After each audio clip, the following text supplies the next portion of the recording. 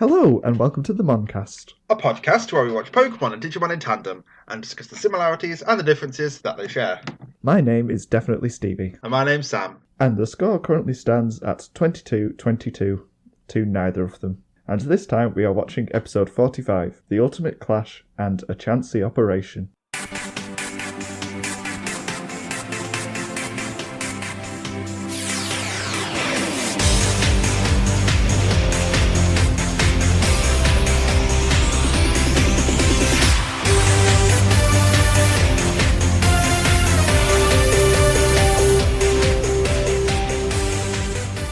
Admonistration. I'm not singing the song. Across the nation. I'm not singing the song. This is a theme I'm song. not singing the song. It's not very long. I'm not singing the song. That's fine. I wasn't going to ask you to. I refuse to do it. I will not do it. As always, now I go to Twitter. And once again, we turn to Twitter. We turn to Twitter to find out what the listeners are thinking. Observe the listeners in their natural habitat, the internet. First of all, we have tweets from @ConnorWithAno, who's changed their name to Cool Christmas because it's almost Christmas. I don't know what Cool Christmas has to do with Connor, but okay. Christmas is cool. But what has that got to do with Connor? You're supposed to make like a Christmassy pun thing out of your name, not just put in Cool Christmas. Why are you calling people out on their Twitter handles? Why shouldn't I? Because it's up to them what they want to call themselves. Is it though? Yes. Okay. And the first tweet says, the real final boss of Digimon Adventure is the intern that writes all the puns. Yes. That actually makes sense. The puns are so distracting. The puns often kill the mood in lots of the tense situations. I feel like if you just cut out the jokes, it'd probably be pretty cool. It'd be a very quiet episode. I'm so tempted to just get an episode of Digimon out and see what it actually sounds like if I just mute every sentence that has a pun in there. It'll just be like a silent movie. Just the entire episode's really quiet. You see the mouths moving all the time, but they never say anything. It's just 20 minutes of silence apart from the words no. You just get the names. Next tweet says, I hate Pokemon. Stevie, December 6, 2016. That is true, I did say that. You did say you hate Pokemon, which is unfair and uncalled for. It's so mundane. Apologise to Pokemon. No. I'll apologise to Pokemon when it apologises for releasing such a boring episode. It's great how there are problems with these episodes, and it's like partly because they didn't have the budget, partly because it was the 90s, and partly just because they're bad episodes. It's great. All the bad episodes of Pokemon are exactly the same, and I'm just getting tired of it. And the last tweet says, you all think I'm crazy because of this Lovecraft connection, but I heard Stevie going a little crazy talking about Pokemon. To be fair, we do get a bit loopy at times. I'm pretty sure I'm going to go a bit mad today. Yeah, last episode, feedback from myself, talk more. Because I just said, like, nothing, and then at the end I said everything, which is weird. I think it's because at one point I literally stopped and I was like, okay, you have to talk now. I was just so done with the episode of Pokemon last time. But also, like, I can ramble when I'm in the mood to, or when I have a subject I want to talk about, I will just talk constantly, and then you just can't get a word in edgeways, and you just kind of just drift off, do your own thing, come back with a cup of tea 10 minutes later, sit down, and then I just about finish what I'm saying. So I listened back to the episode, and it was a lot of you talking about the entire plot, and then I just listed off every single complaint I had at the end, which was a weird way to discuss it. It's a very British way. Here's this thing. Well, these are all the things that are wrong with it. It's not an entertaining way of doing things. Next tweet comes from Ashley McDonald at Ash McDo. Ash McD00? Yes, Ash McD00. It's called their Twitter handle, Ash McDo. Yes, why not? You do listen to Prodigious, don't you, where they say at the end it's Ash McD00. Yeah, but I don't care. On my screen here it says Ash McDo. This is the second one out of two people that you're calling out on their Twitter names. Are they not good enough for you? I disapprove, you have to fix them. They replied to a question that you sent, asking, if Ash was a Digidestined, who or what would his partner or crest be? And she says that she scrolls through a list of the crests, scrolls through the list of crests again, ponders, and then it might be sincerity.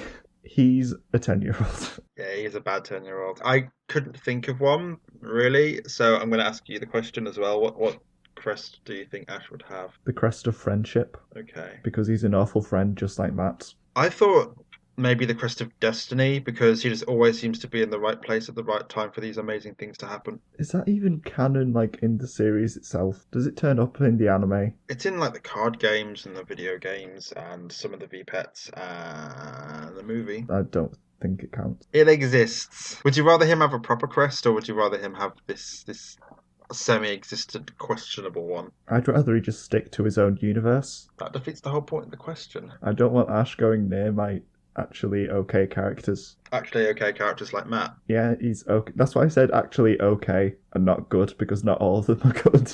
Anything else, or are we done? Can we move on to the episode now? Do you want to hear how much progress I've made in Pokemon Moon? Nothing, because you've been playing PSVR all week. Yep, I've not played Pokemon Moon at all. Cool. Anything else, or shall we move on to the next thing? Yep, I think we can move on. The first episode we are watching this time is The Ultimate Clash. Matt and Ty fight for a few seconds before Kari turns into a plot device and takes the gang on a group hallucination to show them how they became digidestined. Once they all learn that they were specially chosen for their unique qualities, they start to split up and go their separate ways so that they can feel feelings and not join in on the fight. Digimon, digital monsters, Digimon are the champions. Digimon, digital monsters, Digimon. It starts off with the ultimate clash between Metal Garurumon and Wargreymon kicking off. That happened.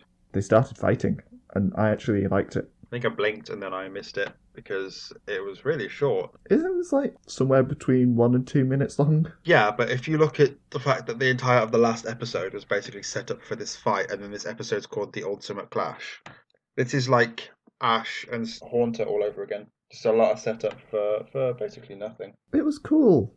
They did cool things like Metal Garurumon bit Wargreymon, and So cool. So worth an episode of setup for. it's more dynamic than most fights in Digimon. Was it? It wasn't just the stock footage attacks. No, it was Matt and Ty also punching each other. It makes for an exciting thing with all the implied punching going on. Yeah, so like they start arguing and then Matt just pretty much insults everybody. Calls them a sorry group, I think. Ty immediately calls Matt out and says that he's basically jealous that he wants to be in charge of the group. And Matt says that if you want to be in charge of this sorry group, it's like, okay, well, what are you trying to achieve here? If you want to lead the group, then say it, like, then say so. But yeah, if you're just fighting for the sake of it, then why fight? But then he also says that they should all take care of themselves. Like, that's what he wants to do. So he doesn't want Ty to lead the group, but he doesn't want there to be a group because everyone should be able to take care of themselves. I'm like, okay, but that wouldn't work because they're fighting the Dark Masters, which are a group who would wipe out any of them individually instantly. So Matt's plan is really flawed here. Matt's motives become incredibly confused and nonsensical.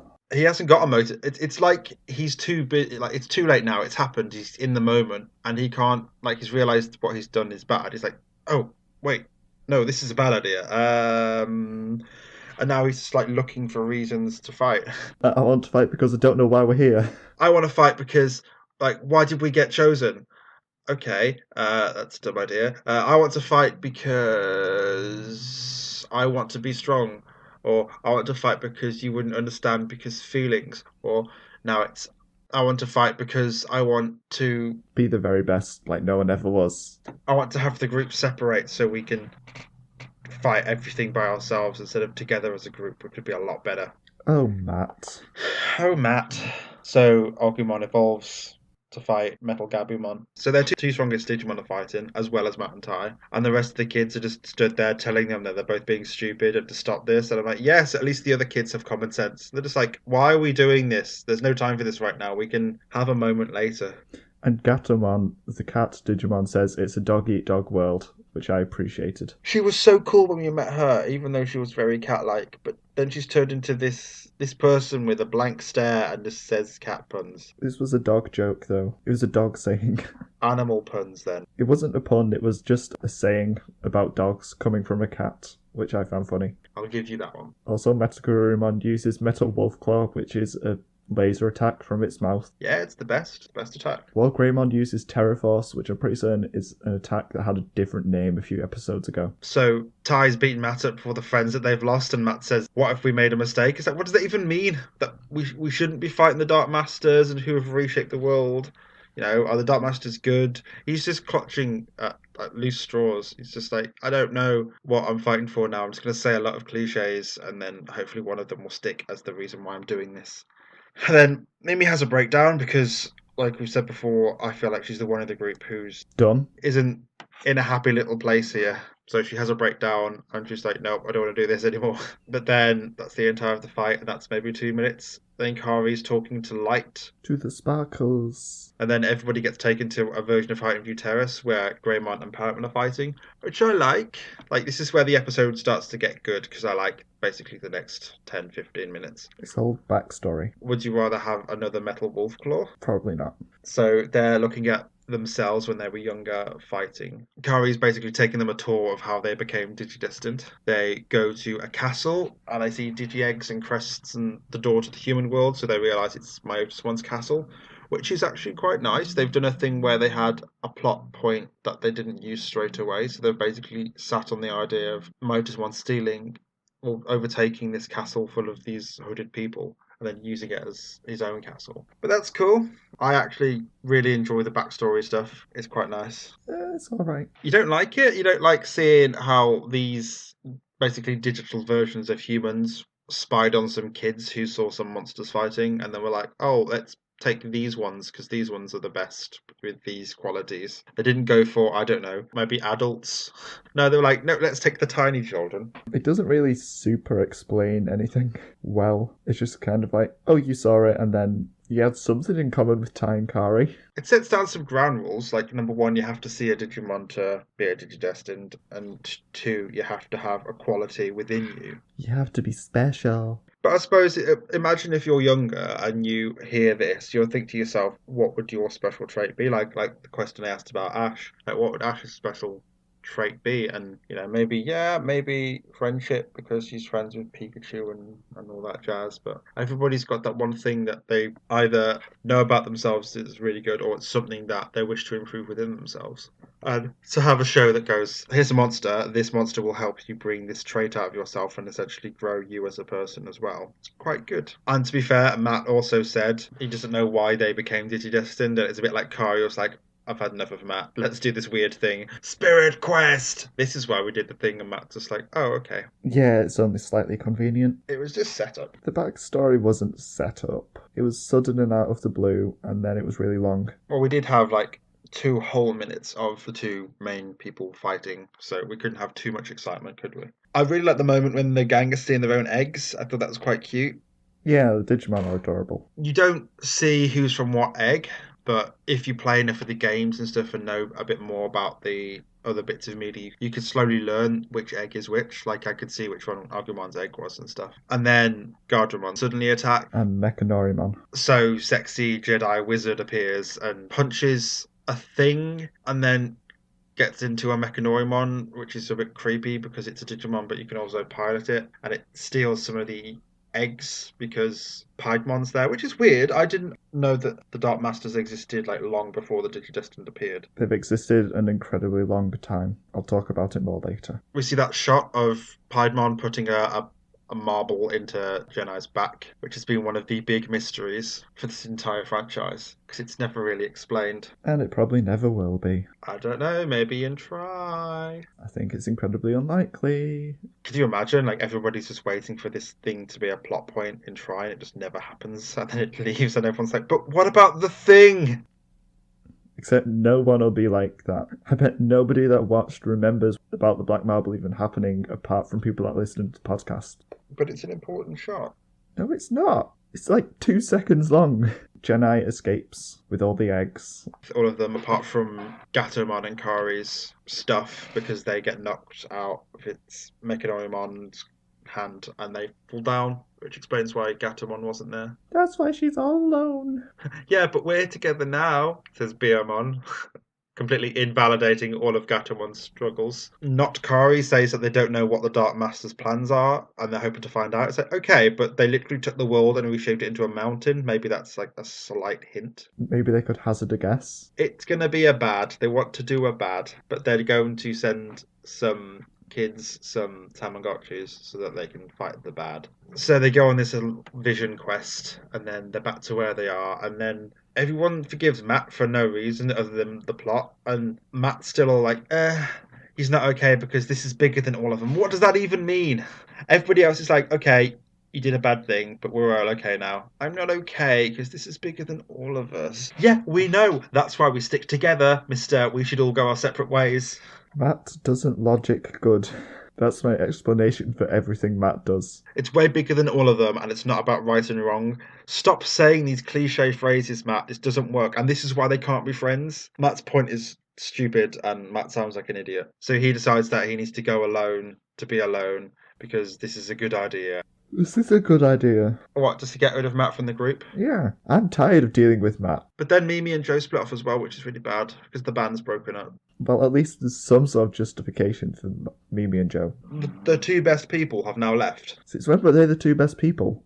Here's the thing, when you look at the characters now and then you learn about them in Try as well, it makes these characters retroactively a lot better because you can see the things that the people that they become being in this a little bit. I've not been thinking of how they change and Try at all while I've been watching. Pretty much this entire time I've been looking at what they do and then how it relates to what happens in Try. We've only had 3 episodes, so we've only really seen 6 people's journeys. But looking at Izzy and what happens with Izzy and everything is great. Yeah, but we shouldn't really factor in Try stuff into our opinions of them. I'm not. I'm just appreciating their journey, like looking at the start of their journey from what we know about them in the end. It just makes me happy. But yeah, like I like Joe and Mimi. They are not the best characters. Who do you think's the best? TK. Why? Because he's the only decent character.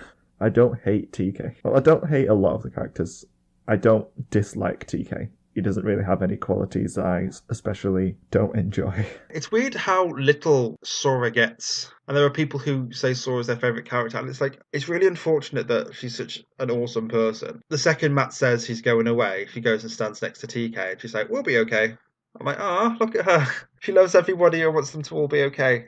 As opposed to Matt, who's just like, we should all be separate. And also, I don't want my brother to be stronger because if he's stronger, then he doesn't depend on me anymore. Yeah, you can see a bit of Sora being a mum character here, which is something that people complained about with Try. I think I see her more as a guardian. Like, she's the one who just makes sure everyone's okay. Isn't that what a mum does? Yeah, but I don't want to pigeonhole her into the category of mum just because she's a girl. It's not just because she's a girl, it's because she acts like a mum character. Okay, but if a guy did this, would you call him the dad character? If he made dad jokes, then probably. See, that's you saying that he's got to do these dad things to be a dad, but she's not doing mum things. She's just protecting everybody. She's looking after small children, which is what a mum does. The moments we get like this, even though it's like not a big thing, because Sora gets so little in the episodes, it feels like a big thing to me when she just sees that Matt's going to just leave again. She just like goes straight over to TK and she's like, yeah, it's okay, we got this. Go and have your little sassy moment or whatever. After that, though, she's also like, we can just split into 2 groups, which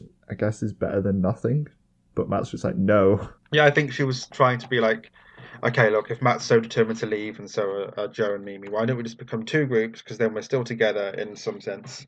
And Matt's like, no, I will be broody and evil and rah, rah, rah, rah, rah. But yeah, Matt still has to go and be alone because he has to be alone for some vague reason. Because otherwise the audience would get really sick of him. He could have at least apologised and said, look, okay, I know what I did was wrong. I think I need some space just to figure everything out. If he had done that, that would be okay. But at no point does he go, sorry, I tried to murder you and also your dinosaur. He does say that he was confused, which is definitely true. Yeah, but that's not sorry. We can't expect him to say sorry. I can, and I want him to. No, he's going to go away and feel emotions. And, like, I'm surprised that Ty doesn't go, like, no, go away. You tried to kill me in Agumon. And, like, does nobody remember that Matt tried to kill Ty in Agumon? The entire last episode of Tree Persuasion led to, like, 2 minutes of fight, followed by a vision quest. Like, what even are these episodes? It wasn't even a vision quest, it was just an audio tour. They were still there. They saw all the things happening. Yeah, that's not really being there. If I'm watching Coronation Street, I'm not in Coronation Street. Kari gave them all PlayStation VRs, and then they all went and just had a VR tour. And then the episode ends with everybody walking away and doing their own thing. And the narrator's like, is this the end of the Digidestined? It's like, no. They're all fine, they've just split up. He keeps trying to hype up everything. Just like, this is an epic cliffhanger. Just like, no! Matt's just wandered off again. He does this all the time. It's the same thing he did at the last episode. And now I have to list all the problems I have with the backstory stuff. I liked Kari's voice. Yeah. I've actually mentioned it that I like older Kari a lot. I like Lara J. Miller's voice acting a lot, and I think Kari's great. Well, at this point, is it really older Kari's voice, since older Kari doesn't exist? Older voice through Kari then. Yeah, it's just like slightly different Kari voice. And I think I know why I like this not Kari voice. Because she doesn't do puns. And she just gives them exposition, and I'm like, yes, finally we can just have someone giving us information without there being jokes thrown in there. Everyone else still does jokes and things. There's an awful lot of joking around, especially with Joe. We just say that he's the king of jokes. Joking King Joe. With the backstory thing, this is all supposed to be like a few years ago, isn't it? It's been 4 real world years since these Digi-Eggs were started, like being made and the Digivices and everything. So that's been an awful lot of digital world years, considering how fast time goes in the digital world. Like several months was maybe an hour in the real world. So that must make the Digimon decades, maybe even a century old at least. Unless time slowed down after. The Dark Digimon made everything go haywire in the digital world, and the Dark Masters were already present. So, is Agumon like a century old? All of the Digimon ancient? It's ridiculous. They must have been babies for so long. So much bouncing. They should have bounced all the way through File Island at that point. I mean, how could you even stay as a baby form for that long? I don't know, maybe they've lived multiple lives. Well, they just keep dying. That sounds fun. Hi, Ty. I've only died 100 times while I've been waiting for you. But Gatomon got all the way to Gatomon. Yeah, but she had hardship. She must have been enslaved to Myotismon for decades. That sounds horrible. This whole time-scaling thing just breaks the backstory, especially for the Digimon. It is a bit wonky. So much waiting.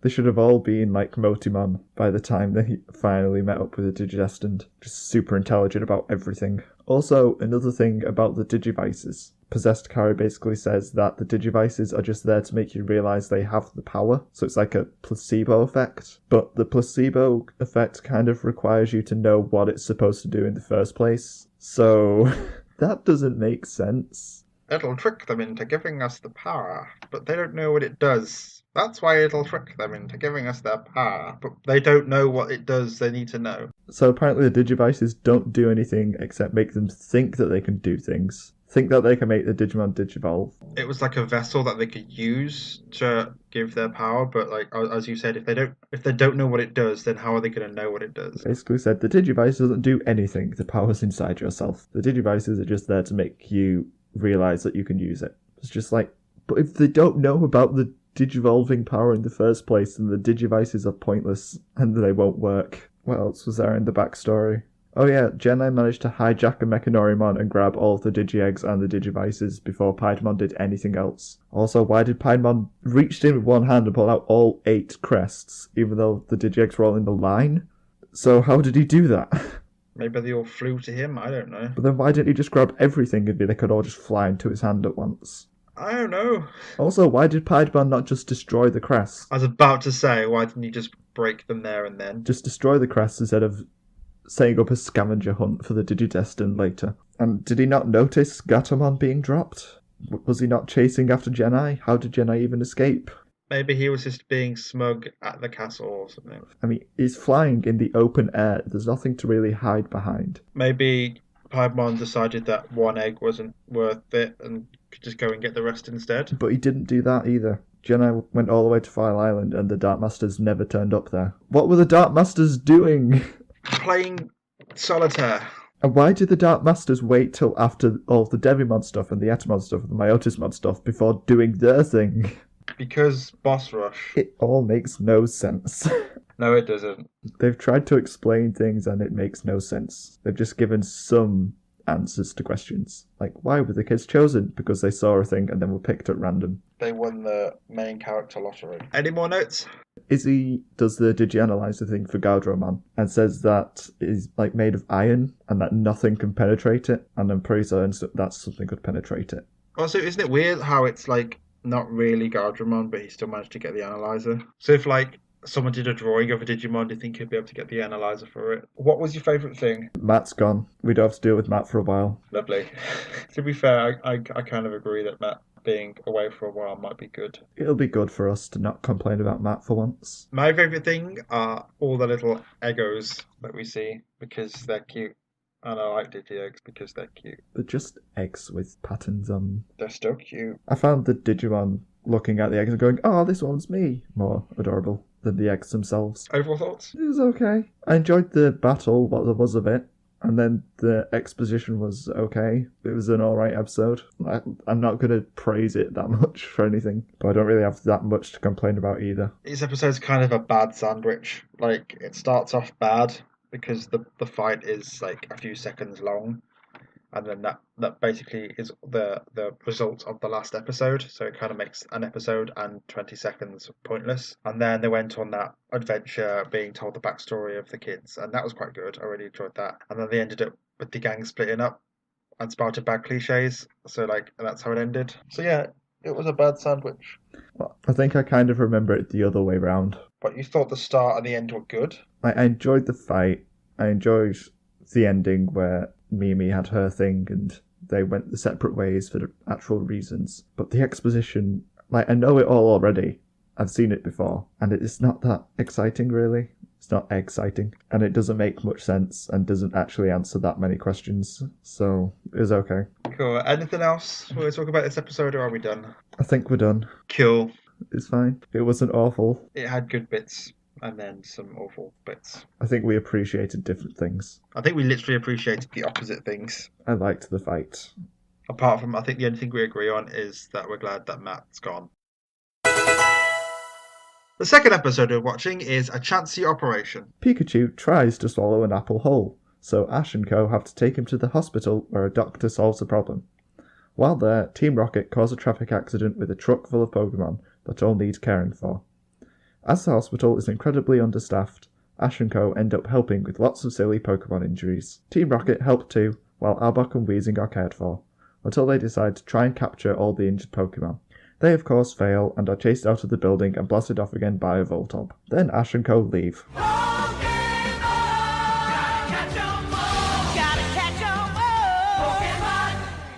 So it starts off with Ash being asleep and Pikachu wandering off by itself and eating an apple whole, basically, which is never a good idea.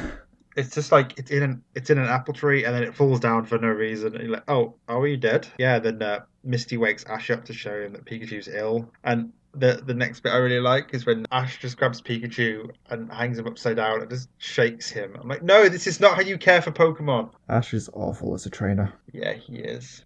He's so neglectful. And Pikachu's symptoms are really weird. You'd think he'd be choking. He wouldn't look like he just has a cold. It's like it's stuck there, but also it's not like he's suffocating. But he's supposed to be suffocating. He swallowed an apple whole. How is he not suffocating and just choking to death? I don't know. He said he just looks like he's maybe got a fever, which isn't how it works. So then they take Pikachu to the nearest hospital because there isn't a Pokemon Center for miles. And it's a real shame that Ash can't just like put Pikachu in like some sort of ball that can teleport, because that's how they do it in this world. Pikachu doesn't like going in its Pokeball, Sam. I would think it would like to be in a Pokeball if it goes to a Pokemon Center and gets healed, and then Ash can meet them there later. Yeah, put it in the Pokeball so that when he calls it out later, there's just a corpse. We've seen Pokeballs teleport from Ash before. So what's stopping him putting Pikachu in a Pokeball and saying, look, it'll take you to a Pokemon Center and then we'll meet you there. And then Pikachu going to a Pokemon Center and getting healed, as opposed to let's just go to a hospital. I don't think he has full control over sending his Pokeballs places. It's more just if he catches a 7th Pokemon, it gets automatically sent away. So they decide to go to an actual hospital where it's run by a guy called Dr. Proctor, and he can't refuse helping pretty little girls. Because he's a paedophile. He said that, and then I was done. I was done with this episode. I was like, no, I'm not having this again. I'm sick of this. I don't like him. I hate him. How did he become a doctor? So he doesn't want to help the kids because it's not an actual Pokemon hospital, it's just a hospital. Or it's supposed to be. There's no humans around. there's no one else there at all. So he's like, yeah, I may as well help Pikachu because you're a pretty girl. And then he forces his fist down Pikachu's throat and pulls out a whole apple. And he says that he was lucky because if they took the apple out any later, Pikachu would have suffered serious respiratory damage. I'm like, okay, but you just said how you didn't want to help him because it's not a Pokemon Center. So you can't be all like, this was dangerous, but also I wasn't going to help you. That does not make him look good. I appreciate that he at least told Ash off for being an awful person. But he's an awful person. At least he acknowledges that Ash sucks. There's a line from Ash where he's like, oh, I'd be so sad if I lost my best friend. Like, Pikachu's one of my best friends or something. It's just like, you tried to leave him behind a few episodes ago. Yes, he did, because Ash never learns. What is wrong with you, Ash? He lives his life on a whim. So Dr. Proctor's phone rings and he decides not to answer it because he's off duty. I'm like, okay, but there are no other people in this hospital. Not a single person. So he ignores the phone. Ash and Co decide to get involved because it's what they do. So they're just like, okay, we will help with the filler plot. Because apparently this is an emergency hospital. So they're like, yeah, there's been a crash and somehow Team Rocket have crashed into a road full of Pokemon. And I'm like, okay, but would the Pokemon be transported in the back of a van? Were they trafficking Pokemon? Probably it's Team Rocket. So Dr. Proctor decides to agree to help and then flirts with Nurse Joy and he's just gross. And then he goes and gets uniforms for everybody because, yeah, it's time to be doctors now. Yay, what a fun little adventure. Let's play doctors. I'm so glad this world doesn't have like serious disease or anything too complex so that the kids can't help out. Could you imagine if they had like polio outbreaks or anything like that or something serious? No, this pincers broke its pincer. Guess we can just glue it on. He uses super glue like 3 times. The only thing from this is like Cubone comes in crying and I'm like, no, I'm concerned. But then Cubone's not actually hurt. It just wants a hug. It's like, I don't know what's happening and I'm scared, so I'm going to cry. So Jesse and James are now here and they're also helping out. And he invites Jesse out for pizza. And I'm like, stop this. He's worse than Brock, because it's not even played for comedy, it's just sleazy. And then I've got another note, which is just capital letters, stop flirting, and I don't remember what he does, but I just know he keeps flirting with all the ladies, who are nurses, by the way. Have you noticed how Brock and Ash get lab coats, but Misty and Jessie, yeah, they get little nurses' outfits? I'm like, no, just give them a lab coat as well. But no, they're not allowed to be doctors, because they're girls. Yeah, but girls in lab coats are not attractive. They must wear these little cute uniforms. Do the exact same job that all the guys are doing in their regular clothes with a lab coat on the top. It was the 90s. It was this guy, and this guy is a creep. It's not even a hospital. He just, like, stays there, pretends to be a medical professional. Yeah, there's an awful lot of Pokemon being treated in this supposedly human hospital. Where there are no other people. It's a conspiracy. They're trying to treat a Dodrio, and he's got a hypodermic needle full of what I'm assuming is, like, anesthetic or something. And it knocks it out of his hand, and it flies in the air whimsically and lands right in his shoulder. And he's like, oh, this will put me out for 6 hours. I'm like, no, you have to push the plunger down to put the fluid into you. It doesn't just drain into you. It's not how it works. But, you know, it'll put him down for 6 hours. Kids wouldn't know that, probably. And then there is a nice bit, though, when he's, like, going to lie down to go to sleep. It plays the Jigglypuff music, which I thought was quite cute. Oh, I didn't notice that. I feel like he's just tired and done with this now. He's not fun because the girls aren't flirting back with him. He's like, this is a dumb situation. Oh, no, the needle's in me. I'm going to be asleep for about 6 hours. Oh no, what a shame. And he just goes and has a nap, even though he's like not been infected with anything. And then we get a montage of them helping lots of Pokemon, except every part of the montage is like a minute long. Wouldn't it be neato if there were like 2 medical professionals in this entire building that could help instead of just the one, so that if something like this did happen, or if, you know, they had maybe 2 patients, that it wouldn't be he wouldn't be rushed off his feet. Having people other than main characters doing things. What a novel concept. So after this montage of everybody helping Pokemon in ways that are so simple, like, oh, just glue everything back together, or just hug them, or remove them from places, instead of like, you know, this one's lost an arm, or this one's been impaled, or this one's just murdered, this other one is eating it. No, it's all whimsical stuff. There's quite a few of them tied up in knots somehow. There's one crash, and they all end up in the most whimsical of problems. And they're not even emergencies, they're just like, people are stuck in places and stuff. It's not even like proper medical stuff. But they use super glue so many times. They use it for Cubone's skull, they use it for Pinsir's pincer, and Raticate's teeth. That wouldn't taste nice. Plus, wouldn't his mouth get super glued shut? That'd be a problem. They probably use it for other things as well that we don't get told about. So Team Rocket decide now that they're going to catch all the weakened Pokemon, which is like, okay. But also, to be fair, Ash was going to do the same thing earlier. Yeah, but it was like, oh wait, I shouldn't do that. Why? If they're wild Pokemon, then catch them by all means. Were they wild Pokemon? I don't know. They were being transported in a truck. If Ash had caught them, then they would have teleported to the Pokemon Center to be stored. But Team Rocket's Pokemon won't hurt Chansey because it helped them, which I thought was kind of cute. Well, there's more about Team Rocket that we've not covered yet. First of all, they do the motto, at the end of which Meowth's just like, I want my charm! Because Meowth spent the entire episode wondering where its charm is, because the charm on his forehead's disappeared. There's quite a funny string of jokes where they just tried different things on Meowth's forehead, and Chansey just couldn't do it anymore. And also, while Ash and Co have been healing Pokemon, Team Rocket have customised these stretchers to become traps, which is quite innovative. They pin everybody down, basically, and then they try to take the Pokemon, and Chansey stands in their way, and the Team Rocket's Pokemon won't hurt Chansey because it helped them. I was like, that's kind of cute. Dr. Proctor wakes up. Yeah, conveniently, and then everybody's untied, and then they push the gurneys back at Team Rocket, and then they run through a wall. I found it really weird when the Doctor turned up. Like I said, I feel like he wasn't actually knocked out. He just wanted a nap, and then he was just lying there, letting all this drama happen around him. No, what I found weird was that Jessie threw something at him, just like some purple liquid. No idea what that was. And then he whipped out a scalpel and sliced it out of the air, and then revealed that under his lab coat there's a whole lot of medical utensils. So he's become a sort of doctor assassin thing. Team Rocket, James stole a Voltorb, which explodes, and they go blasting off, and then Meowth's charm returns because it basically got fired into his own skull. Which is painful. Meanwhile, back at the quote-unquote hospital, The gang are all leaving, and it's the end of the day. the doctor's like, you could be doctors. You could stay, because they could make good doctors. I mean, really? Because it's that easy in this world? You don't need a medical degree. No, just super glue. Super glue solves everything. But to be fair, he's lying because not everybody could be doctors. Misty could be a nurse if she wants, but she can't be a doctor. Oh no, she'd be the best doctor apparently. Ash is like, I need to go become a Pokemon master. And Brock is like, I need to go become a Pokemon breeder. And Misty is like, I might be a doctor, but I need to go find water Pokemon. I need to learn about water Pokemon, and the best place to do that is definitely not at the water gym where my sisters live. Why is Misty even there? Whimsy. She just follows them round and is the girl. That's her whole job. Yeah, poor Misty. At least she makes fun of Brock when the doctor's being a perv.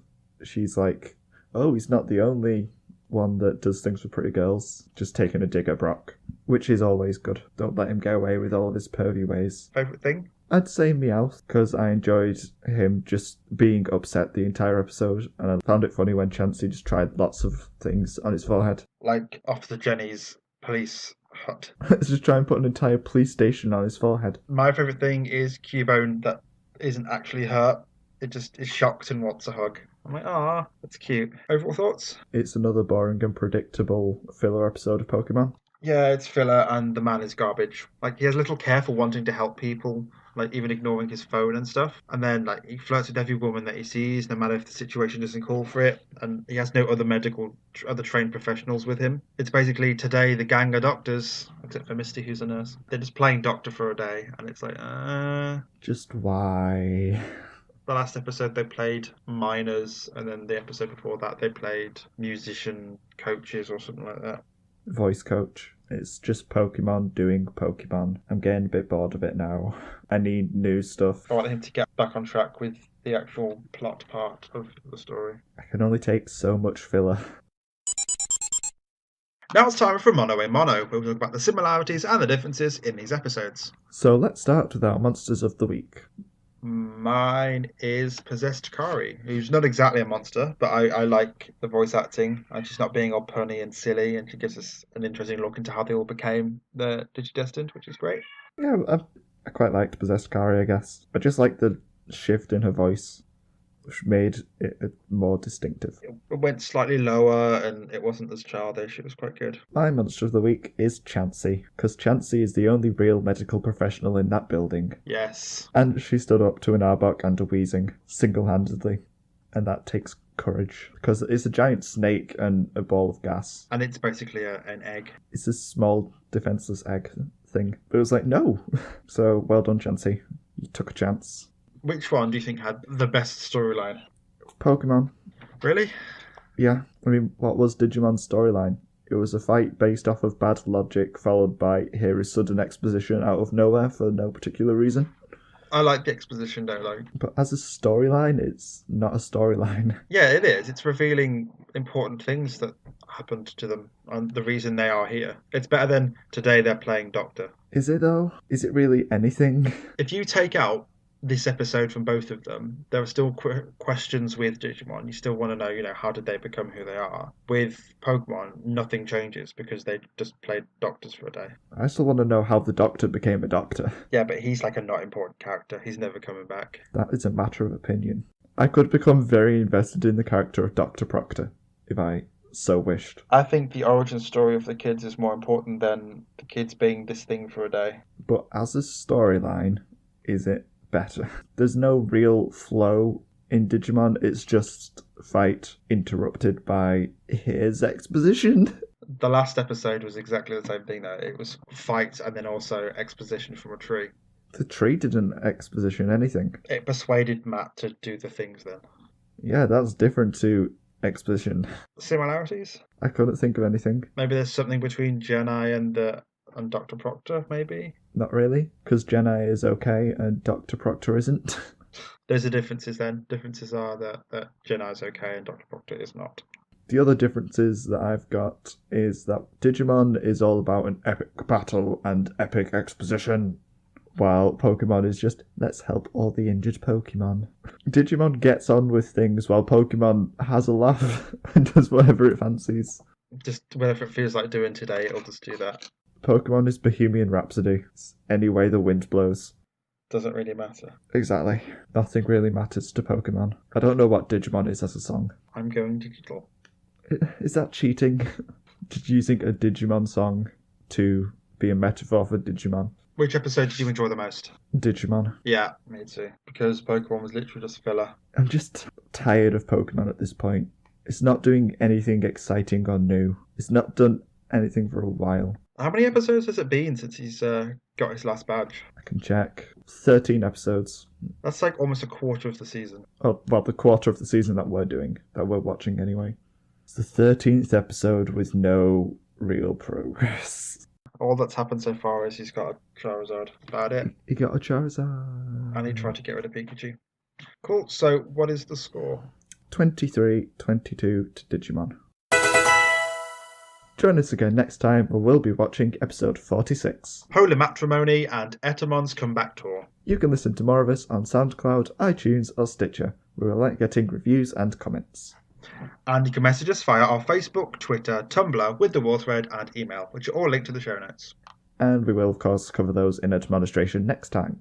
And there is also my Patreon if you'd like to support me on that, and that would be fantastic. Thanks for listening. Bye! Bye. I've just got to go and be alone. I don't know why I'm here. Also, what happened to the Togepi egg? It's just not in this episode. Oh well.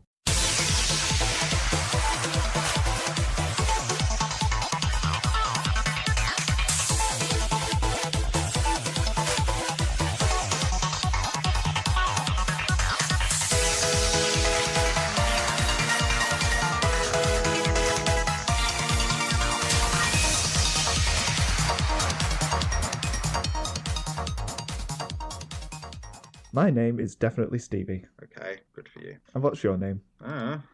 You don't know? Um, Who are you? I don't know. Am I a boy or am I a girl? Why? Why this? Oak, it's been like 20 years now. You should know. I'm neither of these now. I've grown up. I don't even remember my grandson's name. So what is your and name? I am my name. So what's my name? My name is Sam. My name is... And my name's Sam name is because I am Sam. frazzled. Yes. What about when you're not frazzled? What are you called then? Crondor. Cron. Crondor. Crondor. Is it just Crondor. Cron for short? No. How dare you? You will never call me Cron. That is an offence to me and my name. Okay, sorry. I'm sorry, Kron. No. What is this? You messed it up, This Sam. is You I ruined got everything. in and went to sleep at like 10:30, and I woke up about 10 minutes ago. Oh. That's what this is. This is. I didn't have enough time to make a coffee, so I'm drinking pink lemonade Lucozade. So.